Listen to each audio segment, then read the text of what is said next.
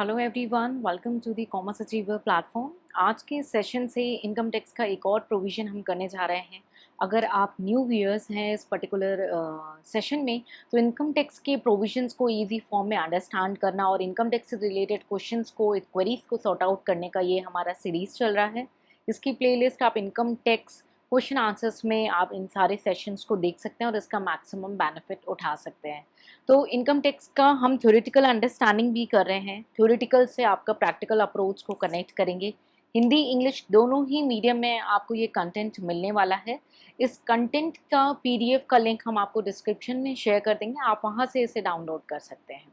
तो आज हम कौन सा टॉपिक कवर अप करने वाले हैं? आज हम कवर अप करने वाले हैं प्रोविडेंट फंड। प्रोविडेंट फंड के बारे में हम एक ले लैंग्वेज में बेसिक उसकी अंडरस्टैंडिंग लेंगे, फिर प्रोविजन को रीड आउट करेंगे और उसे अंडरस्टैंड करेंगे। लेकिन प्रोविडेंट फंड से रिलेटेड कई सारे क्वेश्चंस माइंड में आ सकते हैं कि प्रोविडेंट फंड होता क्या है, कौन कौन से तरीके के प्रोविडेंट फंड हैं और उन तरीकों के प्रोविडेंट फंड का इंडिविजुअल बेसिस पे टैक्स ट्रीटमेंट क्या हो सकता है। तो आज हम इन सारे एरियाज को कवर अप करने वाले हैं कि प्रोविडेंट फंड होता क्या है, different types of provident fund क्या है और उनका इंडिविजुअल टैक्स ट्रीटमेंट क्या होने वाला है। तो सबसे पहले हम ले लैंग्वेज में समझेंगे कि प्रोविडेंट फंड होता क्या है। ये एक रिटायरमेंट स्कीम है, ठीक है। तो प्रोविडेंट फंड हमारी जो है वो रिटायरमेंट स्कीम है जो कि एक एम्प्लॉई जो है मैनेज करते हैं, जिसको मैनेज करती है हमारी सरकार के द्वारा, ठीक है। तो हम इसे बोल सकते हैं रिटायरमेंट स्कीम, ठीक है। तो प्रोविडेंट फंड हमारी रिटायरमेंट स्कीम है, एक सेविंग स्कीम है जिसमें हम पर्टिकुलर कुछ अमाउंट ऑफ फंड को निकाल के रखते हैं, उसे सेव करते चले जाते हैं और ये जो फंड है ना, ये हमारी सरकार मैनेज करती है, ठीक है। एम्प्लॉय अपनी सैलरी का कुछ पोर्शन इस प्रोविडेंट फंड में हर महीने डालता है और एम्प्लॉयर, चाहे वो प्राइवेट हो या सरकारी हो, एम्प्लॉयर अपने हिस्से का कुछ कॉन्ट्रीब्यूशन इस प्रोविडेंट फंड में डालता है। दोनों ही अपने अपने पोर्शन का इस बॉक्स में फंड डालते हैं, अमाउंट डालते हैं एवरी मंथ। तो ये एम्प्लॉयर ने और ये एम्प्लॉई है, अभी हम जनरल अंडरस्टैंडिंग लेंगे, दोनों ही अपने अपने हिस्से का इसमें कुछ कुछ portion of fund, depend on कौन सा प्रोविडेंट फंड जो है कवर अप करेंगे उसके अकॉर्डिंग ये वेरी करेगा। तो ये फंड जो है, एम्प्लॉय अपना एक portion of the amount every month उसे इस बॉक्स में डालता है, एम्प्लॉयर भी डालता है। अब इस फंड पे इंटरेस्ट भी मिलता है। ये एक सेविंग है जो रिटायरमेंट का कॉर्पस यानी एक रिटायरमेंट का बॉक्स बन जाएगा, जिसे कौन टेक केयर करता है, जिस पे आइज किसकी है, जिस पे आइज है गवर्नमेंट की, ठीक है। गवर्नमेंट इस पे नज़र रखी रहती है, उसका ध्यान रखती है, उसे मैनेज करती है, ठीक है। तो अब ये जो एम्प्लॉयर इसमें पैसे डाल रहा है या एम्प्लॉई जो इसमें पैसे डालता है, उस पर हमें इंटरेस्ट भी मिलता है। तो फंड में जो पैसे डाले हैं प्लस हमें क्या मिलेगा, एनुअली इंटरेस्ट। और यही एम्प्लॉयर साइड में, एम्प्लॉयर की तरफ से जो कॉन्ट्रीब्यूशन है उस पर भी हमें एनुअली क्या मिलेगा, इंटरेस्ट मिलेगा। तो हमारे जो फंड है, ये जो बॉक्स है फंड का, प्रोविडेंट फंड का, ठीक है, उसमें कौन कौन से चीज़ें कवर अप हो गई, एम्प्लॉय का कॉन्ट्रीब्यूशन और उस पर इंटरेस्ट, एम्प्लॉयर का कॉन्ट्रीब्यूशन और उस पर इंटरेस्ट, यानी 4 तरीके का क्रेडिट बैलेंस हमें इस फंड में मिलेगा, जिसे हम यूज़ करेंगे एज अ सेविंग, हर साल करते चले जाएंगे और जिसे हम यूज़ कर सकते हैं अपने रिटायरमेंट पर्पज़ के लिए, ठीक है। अब ये जो फंड यहाँ पे इकट्ठा चला होता गया, धीरे धीरे ये फिल होता चला गया, ये पूरा फंड आपका फिक्स्ड अप हो गया। तो इस चीज़ को जो फिक्स्ड अप हो गई, जो कलेक्ट हो गई पूरी, उसे हम बोलते हैं एक्यूमुलेटेड फंड, ठीक है। तो ये जब एक्यूमुलेटेड फंड एम्प्लॉय को पे किया जाएगा, चाहे वो जब वो रिजाइन कर रहा हो, रिटायर हो रहा हो या उसके डेथ के केस में उसकी लीगल हेयर को मिल रहा हो, इस एक्यूमुलेटेड फंड की ट्रीटमेंट क्या होगी उसे भी हम समझेंगे। तो हमने 5 एरियाज कवर अप कर ली। एम्प्लॉय ने जो पैसे डाले उस पे जो इंटरेस्ट मिला, एम्प्लॉयड ने जो पैसे डाले उस पे जो इंटरेस्ट मिला, और 5वां ये हो जाएगा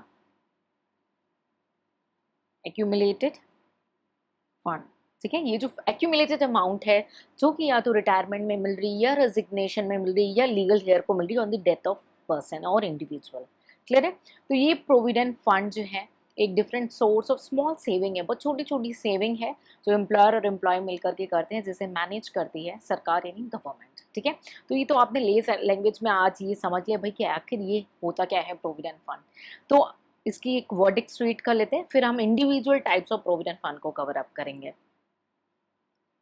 So a provident fund is a mandatory mandatory, retirement, ठीक है, मैंडेटरी है, रिटायरमेंट है और सेविंग स्कीम है ये एक तरीके की।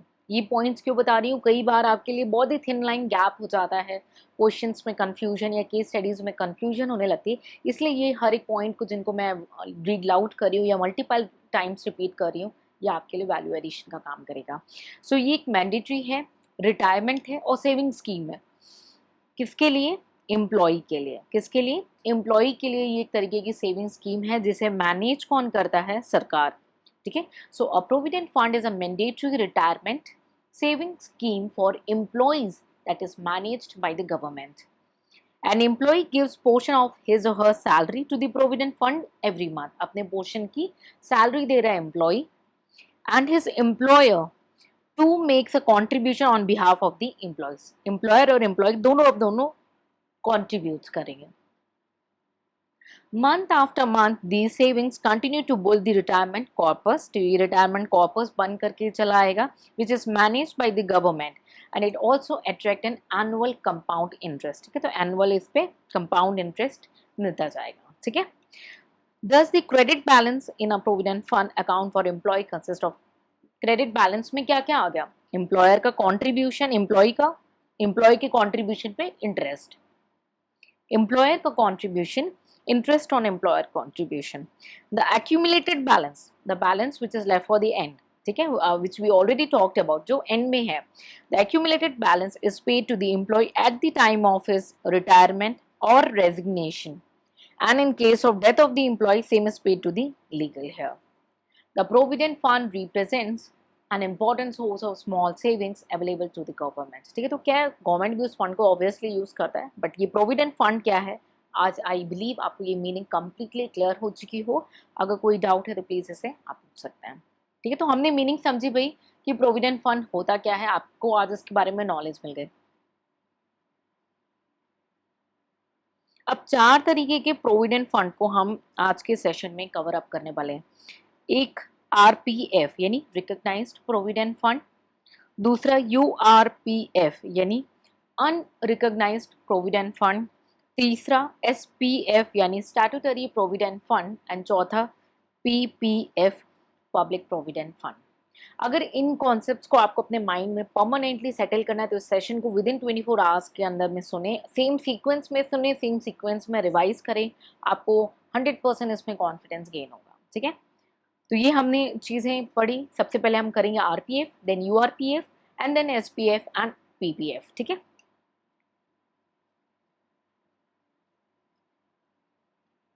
सो सबसे पहले आरपीएफ यानी रिकॉग्नाइज्ड प्रोविडेंट फंड। नाम खुद बोल रहे भाई, किसी भी नाम के पीछे उसका कुछ कारण होता है, तो इसका नाम क्या है? Recognised provident fund. यानी ये जो फंड है, ये जो प्रोविडेंट फंड है, प्रोविडेंट फंड तो आप समझ गए, लेकिन ये एक तरीके का रिकॉग्नाइज्ड है। ये जो प्रोविडेंट फंड है ये रिकॉग्नाइज्ड किया जा चुका है कमिश्नर ऑफ इनकम टैक्स के द्वारा। भाई बहुत सारी एप्लीकेशन जाती है लेकिन सारी नहीं होती, लेकिन जो हो जाते हैं वो क्या कहलाएंगे? Recognised provident fund. ठीक है, इनकम टैक्स के कमिश्नर के पास ये रिकॉग्निशन के लिए जाता है और अगर हो जाता है रिकॉग्नाइज्ड तो ये कहलाता है रिकॉग्नाइज्ड प्रोविडेंट फंड। इसके बारे में कुछ लीगल टर्मिनोलॉजीज है, हम उसे रीड कर लेते हैं। Recognised provident fund means a provident fund recognized by the Commissioner of Income Tax for the purpose of income tax. It is governed by Part A of Schedule 4 of Income Tax Act of 1961. This schedule contains various rules regarding the recognition of the fund, employee and employer's contribution to the fund and treatment of accumulated balance etc. etc. में बहुत wide power है, बहुत कुछ cover कर लेगा ये। A fund constituted under the Employee Provident Fund and Miscellaneous Provision Act of 1952 will also be a recognized provident fund. एक तो भाई जो कमिश्नर ऑफ इनकम टैक्स ने रिकॉग्नाइज कर दिया वो तो इसमें आएगा ही आएगा, लेकिन अगर EPF and miscellaneous provision act 1952 act के अंदर भी कोई फंड है तो उसे भी हम कहेंगे रिकॉग्नाइज्ड प्रोविडेंट फंड। ठीक है, तो ये हमने समझा कि भाई बेसिक मीनिंग की रिकॉग्नाइज्ड प्रोविडेंट फंड क्या है। अब हमने इनिशियली डिस्कस किया था कि 5 तरीके के कंट्रीब्यूशन और उनके टैक्स ट्रीटमेंट की बात होगी। एक एम्प्लॉय का कंट्रीब्यूशन और उस पर इंटरेस्ट, दूसरा एम्प्लॉयर का कंट्रीब्यूशन और उस पर इंटरेस्ट, और चौथा आप जो अमाउंट विड्रॉ करेंगे, एक्यूमुलेटेड फंड विड्रॉ करेंगे, चाहे वो रिटायरमेंट के टाइम हो या टर्मिनेशन के टाइम हो। तो आरपीएफ में उसका ट्रीटमेंट क्या होगा डिस्कस करते हैं।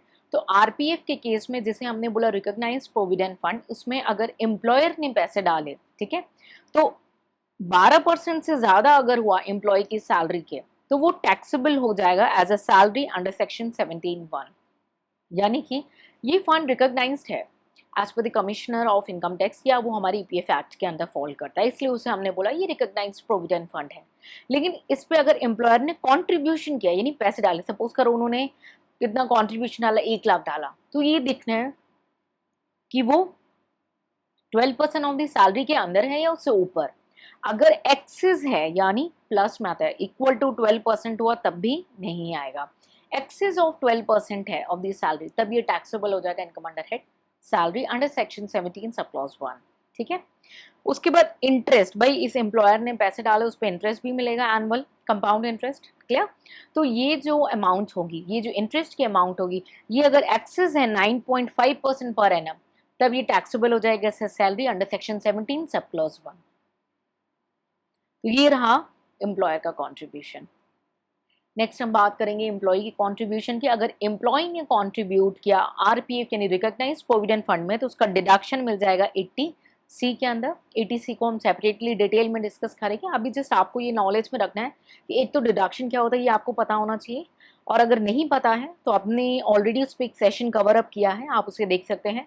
तो एक तो आपको देखना है डिडक्शन क्या होता है, दूसरा कि जो डिडक्शन अंडर 80C है उसको हम सेपरेट सेशन में कवर अप करेंगे। तो आपको जस्ट ये ध्यान के रखना है कि एम्प्लॉय का जो कॉन्ट्रीब्यूशन है उसका डिडक्शन मिल जाएगा 80C में। तो एम्प्लॉयर का कॉन्ट्रीब्यूशन पे 12% ऑफ द सैलरी से अगर ज़्यादा होता है, एक्सेस होता है, तो वो सैलरी का पार्ट बनेगा। एम्प्लॉयर के कॉन्ट्रीब्यूशन पे अगर इंटरेस्ट है तो वो 9.5% से ज़्यादा होता है, तो वो सैलरी का पार्ट बनेगा। एम्प्लॉय का कॉन्ट्रीब्यूशन है तो उसका डिडक्शन मिल जाएगा 80C में, और अगर इंटरेस्ट मिल रहा है एम्प्लॉय के कॉन्ट्रीब्यूशन पे, तो उस पर भी 9.5% की लिमिट लगेगी, यानी एक्सेस ऑफ 9.5%, एक्सेस की बात हो रही है, वो टैक्सेबल हो जाएगा under eight salary section 17 sub clause 1। और अगर अमाउंट एक्यूमुलेटेड अमाउंट विदड्रॉ किया जा रहा है रिटायरमेंट के टाइम में या टर्मिनेशन के टाइम में, तो वो हो जाएगा exempt under section 10 sub clause 2। अगर आपको ये नहीं पता कि एग्जेम्पशन क्या होता है या डिडक्शन क्या होता है, तो प्लीज़ आप उसे अंडरस्टैंड करें। और इस सीरीज़ का मैक्सिमम बेनिफिट आपको तभी मिल पाएगा जब आपको डिस्क्रिप्शन में दिए हुए क्वेश्चंस का, या जो हम क्वेश्चन आपको बता रहे हैं कि आपको ये पता होना चाहिए कि प्रोविडेंट फंड क्या होता है, टाइप्स ऑफ प्रोविडेंट फंड क्या होता है, या उनकी टैक्स ट्रीटमेंट, ये आपको टिप पे याद हो जानी चाहिए, टिप पे क्लियर होनी चाहिए सारी चीज़ें, ठीक है। इसलिए ये सेशंस को हम लेकर के आ रहे हैं, ठीक है। तो आई बिलीव आपको आज ये आरपीएफ यानी रिकॉग्नाइज्ड प्रोविडेंट फंड होता क्या ये क्लियर हो चुका, और इसका टैक्स ट्रीटमेंट, 5 तरीके से पैसे आ रहे हैं। एम्प्लॉयर ने कॉन्ट्रीब्यूट किया, उस पर इंटरेस्ट मिला, एम्प्लॉय ने कंट्रीब्यूट किया, उस पर इंटरेस्ट मिला, और 5वां, अगर आप एक्यूमुलेटेड अमाउंट विड्रॉ करें, चाहे वो रिटायरमेंट के टाइम हो या टर्मिनेशन, ये आपको 5 पॉइंट आपके टिप्स पे होने चाहिए, आपको क्लियर होने चाहिए, क्लियर। नेक्स्ट हमने आरपीएफ समझा, अब हम नेक्स्ट बढ़ेंगे हमारे next type of provident fund के ऊपर, वो है यूआरपीएफ यानी अनरिकॉग्नाइज्ड प्रोविडेंट फंड। नाम खुद ही बोल रहा है, यानी ये ऐसा फंड है जिसे कमिश्नर ऑफ इनकम टैक्स ने रिकॉग्नाइज्ड नहीं किया है, ठीक है। So URPF यानी Unrecognized Provident Fund, it is a fund not recognized by the Commissioner of Income Tax is Unrecognized Provident Fund। इसमें भी 5 तरीके के कंट्रीब्यूशन है, क्विकली देख सकते हैं हम। अब तो आपको काफ़ी चीज़ें क्लियर हो गई होगी, और आज आप में से जिनको भी अब तक प्रोविडेंट फंड आपकी कमजोरी, आज आपकी स्ट्रेंथ होगी। और अगर आज आपकी ये चीज़ स्ट्रेंथ हो रही है तो आप प्लीज़ हमारे साथ शेयर करें, do like the session and keep participating. अगर कोई डाउट है तो उससे कमेंट सेक्शन में पूछें और उसे क्लियर करते जाएं, ठीक है। तो 5 तरीके के कंट्रीब्यूशन, एम्प्लॉयर ने कंट्रीब्यूट किया तो कोई टैक्स नहीं, क्योंकि ये रिकॉग्नाइज्ड नहीं किया था हमारे कमिश्नर ने, इसलिए यूआरपीएफ में अगर एम्प्लॉयर का कंट्रीब्यूशन है तो उस पर कोई टैक्सेबिलिटी नहीं होगी। अगर उस अमाउंट पे इंटरेस्ट मिल रहा है, एम्प्लॉयर के कंट्रीब्यूशन पे किसी प्रकार का इंटरेस्ट मिल रहा है, तो वो भी टैक्सेबल नहीं होगा। अगर एम्प्लॉय ने कंट्रीब्यूशन किया है तो भाई उसका भी डिडक्शन एलिजिबल नहीं होगा, ठीक है।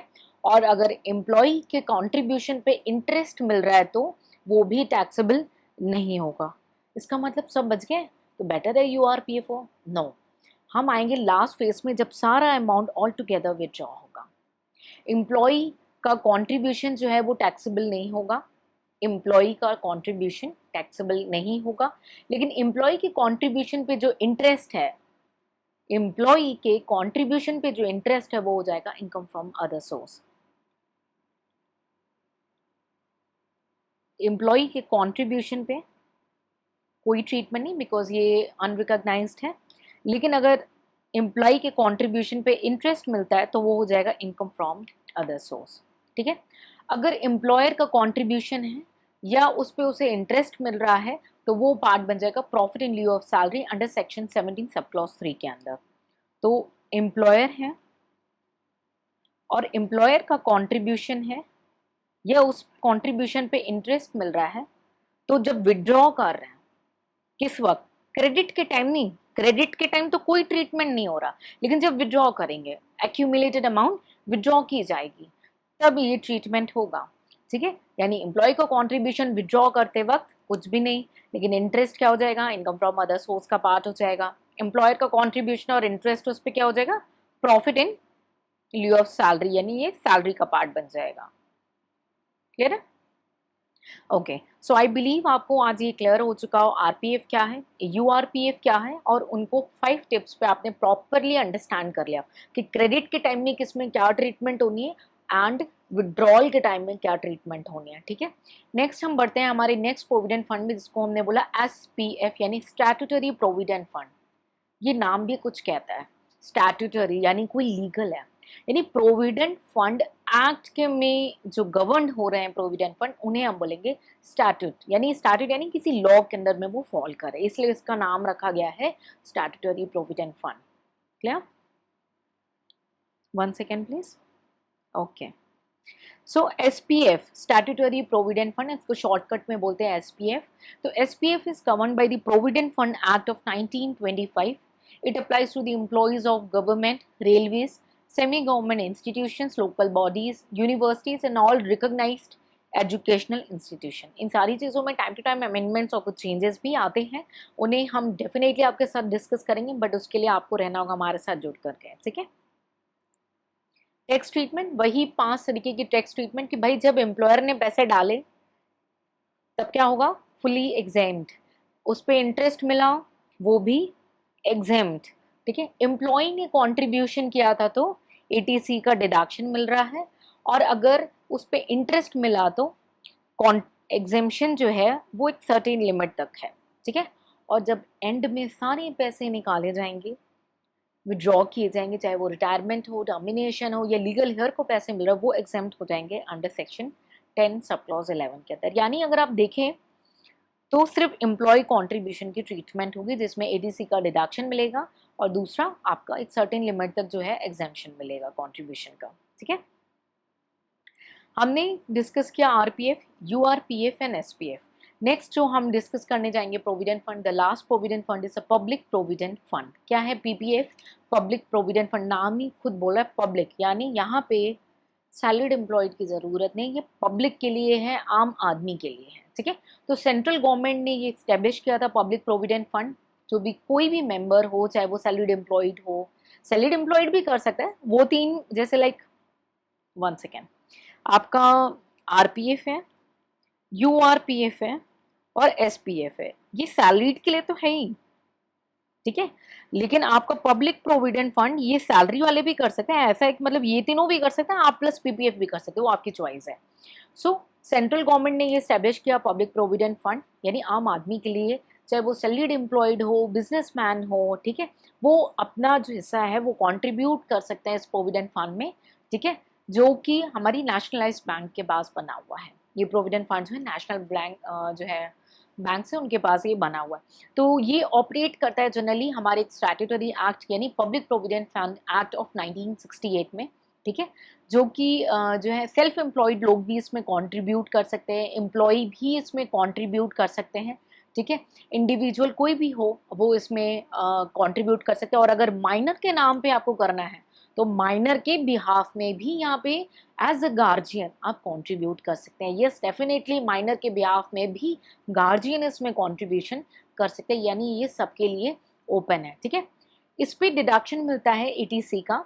ठीक है, जो मेंबर इसमें कंट्रीब्यूट करेंगे इसमें डिडक्शन मिलता है 500 रुपीज़ से मैक्सिमम 1,50,000 पीपीएफ रूल के अकॉर्डिंग इसमें डिडक्शन मिल जाता है। ठीक है, तो चलिए इसके वर्डिक्ट्स को देख लेते हैं, फिर हम डील करेंगे टैक्स ट्रीटमेंट में। ठीक है, सो पीपीएफ यानी public provident fund, who can contribute to the body, what is public provident fund. तो सबसे पहले मीनिंग पूछो भाई है क्या ये चीज, फिर उसके बाद कौन कौन इसमें पैसे डाल सकता है। ठीक है, तो सबसे पहले आपको मीनिंग पता होना चाहिए। ठीक है, फिर इसमें मनी कौन डाल सकता है, मनी कौन कौन पुट कर सकता है, ऐसे आपका ना सोच डेवलप हो जाएगा कि हाँ भाई ये ऐसा है, इसको मैनेज कौन करता है। ठीक है, इसमें पैसे कौन कौन डाल सकता है ना, उसकी कोई लिमिट है क्या, फिर उसके बाद उसकी कोई टैक्स ट्रीटमेंट है क्या, ऐसे आप करके आपके पास बहुत सारे पॉइंट बन सकते हैं इसके। ठीक है, तो पब्लिक प्रोविडेंट फंड ये सेंट्रल गवर्नमेंट के द्वारा एस्टेब्लिश्ड है। The central government has established the public provident fund where any member either the salaried employee और the business employed person shall participate by opening a PF account at the State Bank of India or the nationalized bank, any other nationalized bank. Public Provident Fund is operated under the Public Provident Fund Act of 1968. A membership of the fund is open to every individual, मतलब कोई भी खोल सकता है ऐसे। तो it is ideally suited for the self-employed people. A salaried employed may also contribute to the PPF, यानी salaried employed या self-employed दोनों contribute कर सकते हैं। ठीक है, an individual may contribute to the fund on his own behalf and also on behalf of the minor whom he is a guardian. ठीक है, गार्जियन बनकर भी आप इसको खोल सकते हैं। For getting a deduction under 80C, a member is required to contribute to the PPF minimum 500 a year. अभी करेंटली PPF रूल के अकॉर्डिंग मिनिमम 500 रुपए तो साल में डाल ही देने हैं, वो तो कोई भी डाल लेगा आजकल तो आराम से कोई भी डाल सकता है ना। रोज का आप 2 रुपए भी कर लो इकट्ठा तो भी आप पीपीएफ अकाउंट में अपने ही पैसे डाल सकते हो। और मैक्सिमम अमाउंट कितना है, 1.5 लाख रुपए है, कितना पर एनम। पीपीएफ के रूल ये वेरी होता है, टाइम टू टाइम चेंज भी होता है। ठीक है, तो अगर कोई अमेंडमेंट या कोई न्यूज अनाउंसमेंट होगी ना हम उसे आपके साथ शेयर करेंगे। ठीक है, कोई भी जो मेंबर है वो डिपॉजिट कर सकते हैं अपने कॉन्ट्रीब्यूशन को 500 के मल्टीपल पे। ठीक है, ऐसा नहीं कि 2,255 रुपए डाल दिए या 1,685, ऐसे नहीं, 500 के मल्टीपल पे आप कॉन्ट्रीब्यूट कर सकते हो। So a member of PPF may deposit the contribution as many instalment, जितनी इंस्टॉलमेंट आपकी मर्जी हो, in multiple of 500 as a convenient to him or her. The amount of contribution may be paid at any time of the office or the branch of the SBI or its subsidiaries or specified banks or any post office.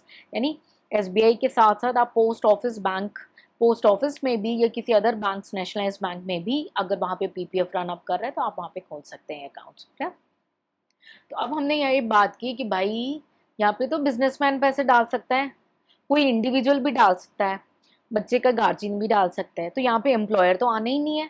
Clear, तो इसके tax treatment कैसे होंगे, 5 में से 2 category तो applicable ही नहीं होगी, यानी एम्प्लॉयर का कॉन्ट्रीब्यूशन आना ही नहीं है और उस पर इंटरेस्ट की बात ही नहीं होनी। क्यों, क्योंकि यहाँ पे तो ओन कॉन्ट्रीब्यूशन कर रहे हैं।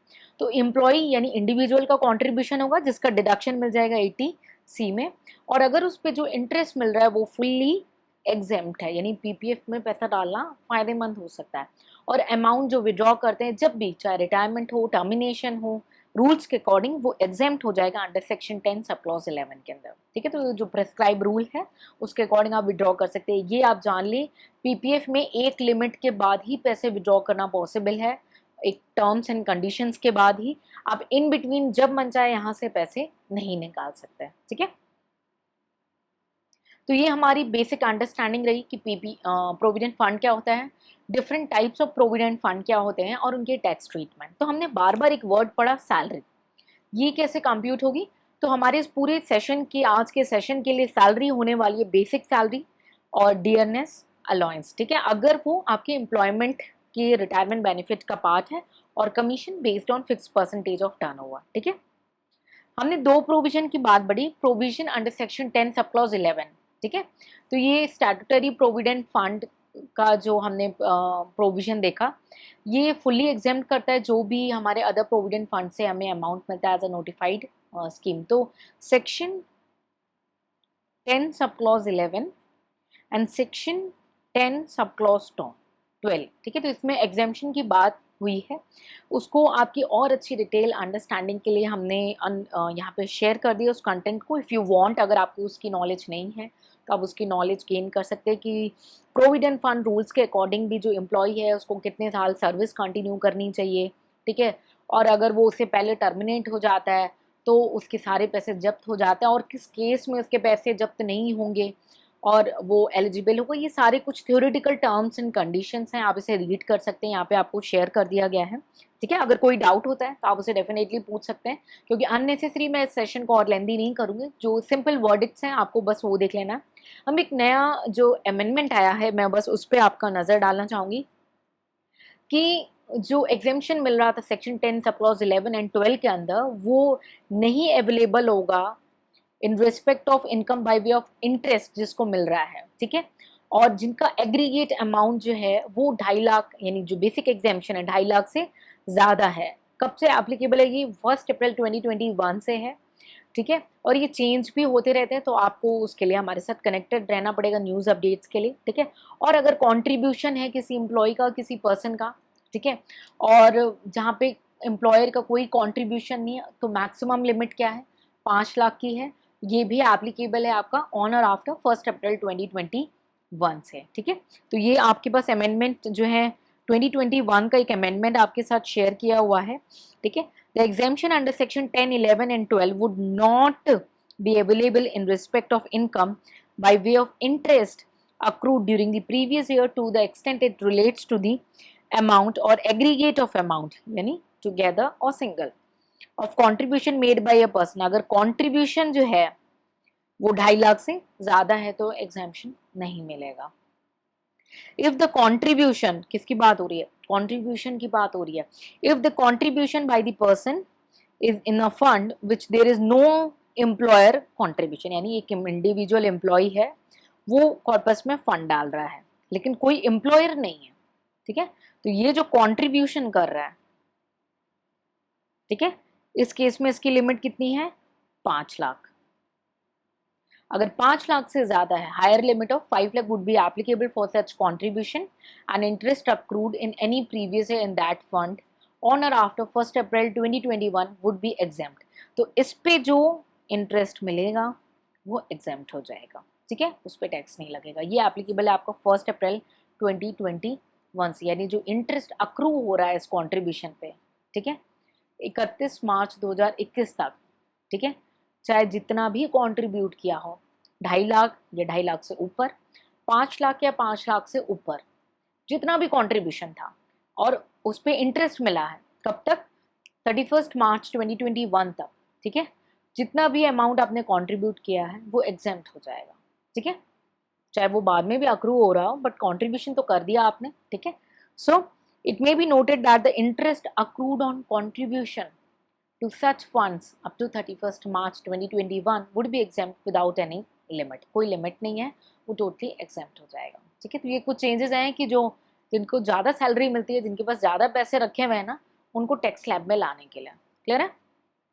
फाइनेंस एक्ट 2021 ने जो इंट्रोड्यूस किया ये थ्रेशोल्ड लिमिट, ठीक है, जिसपे इंटरेस्ट अर्न किया, ये हमारा पीएफ पे, आरपीएफ पे, ये टैक्सेबिलिटी लाने के लिए। ठीक है, क्योंकि जो इंटरेस्ट अर्न किया जा रहा है इस कंट्रीब्यूशन के ऊपर 2.5 लाख के ऊपर या 5 लाख के ऊपर, जो भी केस है, तो ये ना जो मैक्सिमम अर्न कर रहे हैं, जिनका ये देख रहे हैं कि भाई उनके पास ज़्यादा पैसे आ रहे हैं, तो हम उनको एग्जेम्पशन क्यों दें, इसीलिए फाइनेंस एक्ट 2021 ने ये चेंज लाया। ठीक है, और एक और अमेंडमेंट आपकी थी जो आपके कंट्रीब्यूशन की है 7.5 लाख की। ठीक है, ये भी आपका एक नया चेंज है, यूनियन बजट 2022 में इंट्रोड्यूस किया गया, जहाँ पे एम्प्लॉयर का कंट्रीब्यूशन, यानी मालिक का जो कंट्रीब्यूशन है provident fund, national pension scheme और सुपर एन्युएशन फंड में, अगर 7.5 लाख से ज़्यादा है तो वो टैक्सेबल हो जाएगा एज अ परक्विजिट। यानी अगर एम्प्लॉयर ने आपको as a employee provident fund में आपका कंट्रीब्यूट किया, आपके लिए एनपीएस भी चालू किया है, आपका सुपर एन्युएशन फंड भी खोला है, ठीक, और 7.5 लाख से ज़्यादा अमाउंट उसने डाल दी है आपके एम्प्लॉयर ने, तो ये सारी अमाउंट हो जाएगी आपके हाथ में as an employee, taxable under head salary as a perquisite. ये एज अ परक्विजिट आपके हाथ में टैक्सेबल होने वाला है। ये भी क्यों किया गया? ये इसीलिए कि भाई जो सैलरीड एम्प्लॉयड ज़्यादा कमा रहे हैं उनसे टैक्स पे करवाएंगे। ठीक है, तो टोटली सैलरीड एम्प्लॉयड को अंडर कैप्चर किया गया। ठीक है, so I hope this much is sufficient. अगर कोई भी डाउट आज के इस पर्टिकुलर सेशन में आपके साथ है, आपको लगता है कि आपका ये डाउट रह गया, या मैंने जैसे कुछ पॉइंट आपको सेल्फ रीडिंग के लिए दिए हैं, क्योंकि मैं अननेसेसरी इस सेशन को लेंदी नहीं करना चाह रही हूँ। सो आई बिलीव वो एक जस्ट रीडेबल कंटेंट है जिसे रीड करके अंडरस्टैंड करना बहुत ही ईजी है। बट स्टिल अगर आपका कोई भी डाउट आज के सेशन में रह जाता है, आप उसे कमेंट सेक्शन में पूछें और उसे क्लियर करें। कंटेंट आपके साथ इंग्लिश और आप देख सकते हैं हिंदी दोनों ही मोड में शेयर किया गया है। केस स्टडीज और न्यूमेरिकल को हम फ्यूचर सेशंस में कवर अप करेंगे। ठीक है, आप हमारे साथ ऐसे ही जुड़े रहें और इन सेशंस का मैक्सिमम बेनिफिट उठाएं। ठीक है, और इसे शेयर करें ताकि मैक्सिमम लोग को हम सपोर्ट कर सकें उनके income tax related queries and provisions की क्विक एंड इजी अंडरस्टैंडिंग के साथ। ठीक है, तो चलिए मिलेंगे नेक्स्ट सेशन में, कुछ नया सीखेंगे इनकम टैक्स में। Till then take care, bye bye and जय हिंद।